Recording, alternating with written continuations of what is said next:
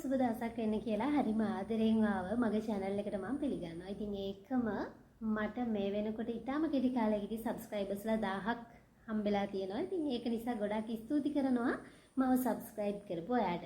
ඒ වගේම තමයි දැනටත් ඔයා මගේ videos බලන්න subscribe කරලා නැත්නම් මම ආදරෙන් ඉල්ලනවා මගේ channel එක subscribe කරන්න. ඒ වගේම තමයි අදත් මම ඔයාලට වටිනා වීඩියෝ එකක් ගෙනල්ලා තියෙනවා. අද මම කතා කරන්න යන්නේ ඔයාගේ කොණ්ඩේ මහත් කරගන්න විදිය ගැන. ඉතින් ගොඩක් දෙනෙක් අහන දෙයක් නේ මගේ කොණ්ඩේ ඉස්සර ගොඩාක් තිබුණා මහතට තිබුණා. ඉතින් දැන් ඒකෙන් කොණ්ඩේ තිබුණ ඒ වගේම භාගයක්වත් දැන් මගේ කොණ්ඩේ නෑ. ඒ වගේම තමයි කොණ්ඩේ අලුතෙන් වවා ගන්න පුළුවන්ද, වොලියුම් එක හදා ගන්න පුළුවන්ද? ඒ වගේම තමයි මගේ කොණ්ඩේ මහත් කරගන්න පුළුවන්ද කියන දේ ගොඩාක් දෙනෙක් මගෙන් කමෙන්ට්ස් වලිනුත් අහලා තිබ්බා. ඒ වගේම WhatsApp message උත් දාලා ගොඩාක් දෙනෙක් මේ ගැන අහලා තිබුණා. ඉතින් කොණ්ඩේ මහත් කරගන්න පුළුවන්ද, අලුතෙන් කෙස් වවා ගන්න පුළුවන්ද කියන එක ගැන මම ඔයාලට කියන පළවෙනි උත්තරේ තමයි ඔව් අනිවාර්යයෙන්ම වවා ගන්න පුළුවන්. හැබැයි මේක ඔයාගේ කෙස් වලට ගැළපෙන ට්‍රීට්මන්ට්ස් කිරීම අනිවාර්යයි. සමහර කෙනෙකුගේ කෙස් දුර්වල වෙලා තියෙනවා නම් අපි මොන ට්‍රීට්මන්ට් කරත් මේක හරියන්නේ නැහැ. ඉස්සරලාම අපේ තියෙන කොණ්ඩේ ප්‍රශ්න ටික අපි නැති කරගෙන ඉන්න ඕනේ. ඉතින් කොණ්ඩේ ප්‍රශ්න නැති කරගන්න විදිය ගැන වීඩියෝස් මම කලින් ගෙනල්ලා තියෙනවා. ඉතින් ඒවත් කරන ගමන් ඔයා මේ වීඩියෝ එකේ මම අද පෙන්නන දේ කරගෙන යන්න. ඉතින් අනිත් දේ තමයි ගොඩක් දෙනෙකුගේ මේ නළල දෙපැත්තේ වගේම ඉස්මුදුනේ තමයි කොණ්ඩේ ගොඩක් අඩු වෙන්නේ. මේකට හේතුව වෙන්නේ ගොඩක් වෙලාවට අපි හෙල්මට් පාවිච්චි කරනවා වෙන්න පුළුවන්. එහෙම නැත්නම් මොනවම හරි අපි එකම විදිහකට කොණ්ඩේ පීරනවා වෙන්න පුළුවන්. එහෙම නැත්නම් සමහරක් විට ඔයා කොණ්ඩේට කරපු ස්ට්‍රේට් එකක් වෙන්න පුළුවන්, කලර් එකක් වෙන්න පුළුවන්. මේ වගේ කිමිකල් ආශ්‍රිත මොන හරි කරලා තියෙනවා නම් එහෙම වෙන්නත් පුළුවන්. ඉතින් අපිට ඉස්මුදුනේ නළල දෙපැත්තේ කොණ්ඩේ අඩුයි වගේම අපිට මේක ඉක්මනින්ම වවා ගන්න පුළුවන්.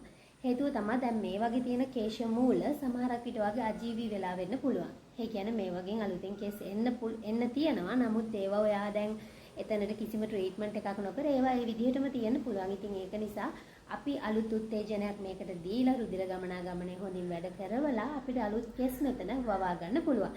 ඉතින් ඔයා මේ ට්‍රීට්මන්ට් එක හරියටම කරොත් ඔයාට දින 21ත් 25ත් අතර වගේ යනකොටම බේබි හෑර්ස් බලා ගන්න පුළුවන්. ඉතින් මම මේක කරන විදිය හරියටම කියනවා සහ ඔයාගේ කොණ්ඩේ ප්‍රශ්න තියෙනවා නම් ඒවට ගැලපෙන්න කොහොමද මේක වෙනස් කරගන්න ඕන එකත් ගැනත් මම කියනවා. ඉතින් ඒක නිසා මේ වීඩියෝ එකත් එක දිගටම ඉන්න කියලා මම ඔයාලට කියනවා. හරිම පියවරට මම මේ හැමදේම පිළිවෙලට කතා කරනවා. ඉතින් අද මේ ට්‍රීට්මන්ට් එකට මම පාවිච්චි කරන්නේ ප්‍රධාන වශයෙන් ඉන්ග්‍රීඩියන්ට්ස් 3යි පාවිච්චි කරන්නේ. එතකොට ඔයාට මේක ඔයාගේ කොණ්ඩේ ප්‍රමාණය අනුව ඉන්ග්‍රීඩියන්ට්ස් ගන්න මම ඔයාලට පෙන්නන්නම් මොනවද මම මේ ඉස්සරලාම අරගෙන තියෙන්නේ කියලා. මෙන්න මේ වගේ පිරිසිදු වාජනයකට මම ඉස්සරලාම කැස්ටර් ඔයිල් දාගෙන තියෙනවා. මේ සැහැන්දක විතර ප්‍රමාණයක් කැස්ටර් ඔයිල් තියෙනවා. ඉතින් කැස්ටර් ඔයිල් කියන්නේ මෙන්න මේ වගේ දෙයක් ඔයාලට පුළුවන් කැස්ටර් ඔයිල් වලින් මේ සැහැන්දක විතර ප්‍රමාණයක් ගන්න. ඒ වගේම තමයි මේ අමුද්‍රව්‍ය ඔයා ගන්නකොට මේ හැම දෙයක්ම හරිම විශ්වාසවන්තදායි තැනකින් මෙලදී ගන්න ඔයා මතක තියාගන්න. ඒ වගේම තමයි එළරු තෙල් එහෙම නැත්නම් කැස්ටර් ඔයිල් කියන දෙයට සුවඳකාරක කවපු එක තියෙනවා. ඒව ගන්න එපා. නැචරල් ස්වභාවිකම එක අනිවාර්යයෙන්ම මේ හැම එකකටම පාවිච්චි කරන්න. ඒකෙදි තමයි ඔයාට හොඳම ප්‍රතිඵලයක් ගන්න පුළුවන්. ඉතින් ඒ වගේම තමයි මේ කැස්ටර් ඔයිල් එක කියන එක ටිකක් ඝන දෙයක් නේ. ඉතින් මේ කැස්ටර් ඔයිල් ඝන නිසා ඔයා මේක තනිවම ඔයාගේ කොණ්ඩේට පාවිච්චි කරන්න එපා. මේ කැස්ටර් ඔයිල් මේස හැන්දක ප්‍රමාණයක් තිබ්බට මේක ටිකක් ඝන දෙයක්. ඉතින් මේ ඝන දේ අපි මේ ඝනත්වයෙන්ම මේ ඝනකම තියෙනකොටම කොණ්ඩේට පාවිච්චි කරොත් අපි ගන්න ප්‍රතිඵලය නෙවෙයි වෙන්න පුළුවන් අපිට ලැබෙන්නේ. හේතුව තමයි අපි මේක අරගෙන අපි කෙලිම මසාජ් කරනකොට අපේ මේ කෙස් ගැට ගැහෙන්න පුළුවන්. ඒ වගේම ගැලවෙන්න පුළුවන්.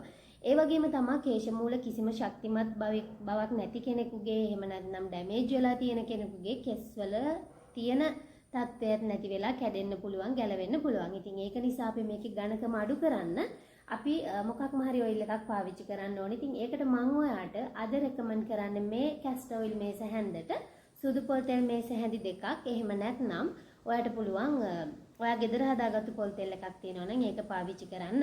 ඉතින් වෙන ඔය ස්වීට් ආමන්ඩ් ඔයිල් එතකොට මොනවාද ඔලිව් ඔයිල් ඉතින් මේ වගේ දේවල් මේකට පාවිච්චි කරන්න එපා. ඉතින් ඒකෙන් වෙන්නේ තව ටිකක් ඝන දෙයක් මේක බවට පත් වෙන එක. ඉතින් මේකෙදි අපි හොඳම ප්‍රතිඵල ගන්න පොල් තෙල් එකක් පාවිච්චි කරන්න පුළුවන්. එහෙම නැත්නම් මගේ ඔයිල් එක යූස් කරන කෙනෙක් ඉන්නවා නම් ඔයාලට පුළුවන් බියුටි ෆෝර් යු එකේ ට්‍රීට්මන්ට් ඔයිල් එක පාවිච්චි කරන්න.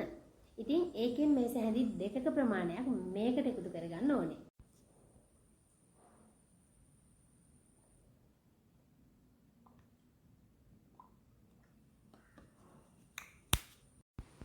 මෙන්න මේ විදිහට ට්‍රීට්මන්ට් ඔයිල් එකත් මම එකතු කරගත්තා. එකතු කරගත්තට පස්සේ මෙන්න මේ වගේ ප්‍රමාණයක් දැන් මේකේ ඔයිල් තියෙනවා.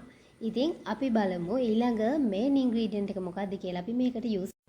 ඊළඟට මේකට ප්‍රධාන වශයෙන් එකතු කරන්න ඕන ඇලෝවේරා ජෙල් එක. ඉතින් මේකේ ජෙල් එක කිව්වහම සමහරක් විට ඔයාගේ ස්වභාවිකව අර මේ කොමාරික අත්තක් අපි කඩාගෙන ඒකේ තියෙන මදේ ගන්න එපා මේකට. ඇලෝවේරා ජෙල් එකක් පාවිච්චි කරන්න.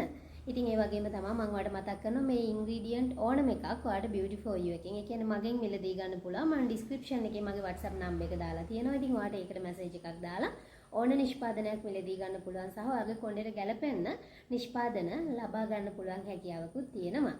ඉතින් අපි බලමු ඇලෝවේරා කොහොමද පාවිච්චි කරන්න කියලා.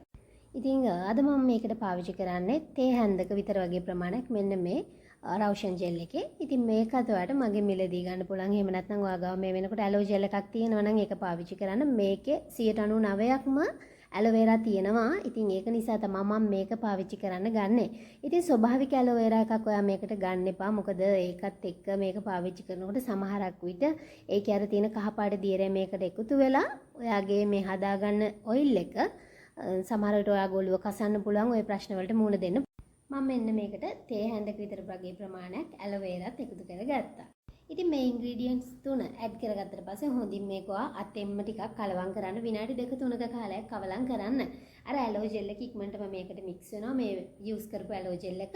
හේතුව ඒකේ 99%ක්ම කොමාරිකා තියෙනවා. ඉතින් ඔයා වෙන ඉන්ග්‍රීඩියන්ට්ස් ඇතුළත් කරලා තියෙන දෙයක් නම් ඉතින් ඒවා මේකට පාවිච්චි කරන්න එපා. එහෙම වුණොත් අපිට හොඳම ප්‍රතිඵලයක් මේකෙන් ගන්න බැරි වෙනවා. ඉතින් ඒක නිසා වුණ අපි ඇඩ් කරගත්තා. අපි බලමු මේක පියවරෙන් පියවර ගාගන්නේ කොහොමද කියන එක.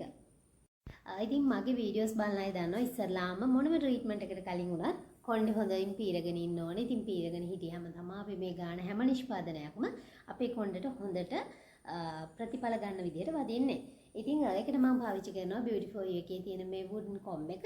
ඉතින් ඔයාලට මගෙන් මේක purchase කරන්නත් පුළුවන්. එහෙම නැත්නම් ඔයා ගාව 50ක් තියෙනවා නම් ඒකෙන් හරිම පරිස්සමට ඔයාලගේ හිස කෙස් පීර ගන්න පුළුවන්. ඉතින් මේ හිස කෙස් පීර ගන්නකොට ඔයා අනිවාර්යෙන් විනාඩි 2ක 3ක කාලයක් මේක පීර ගන්න. ඉක්මනින්ම ඔයාගේ අවුල් නැති ලිහලා පීර ගන්න ඕනේ කියලා හිතුවට හරිම හිමින් පරිස්සමට මේක පීර ගන්න. ටිකක් වැඩි කාලයක් අරගෙන ඔයා කොණ්ඩේට කරන ට්‍රීට්මන්ට්ස් කරන්න. එතකොට තමයි ඔයාට හොඳම ප්‍රතිඵලයක් ගන්න පුළුවන්. ඒ වගේම තමයි ඇප්ලයි කරනකොට ඔයාලට සෙම තියෙන කෙනෙක් නම් ඔයා මතක තියාගන්න මේක දවල් කාලයෙන්, ඒ කියන්නේ හොඳට අවුව තියෙන වෙලාවකදී මේ ට්‍රීට්මන්ට් එක කරන්න.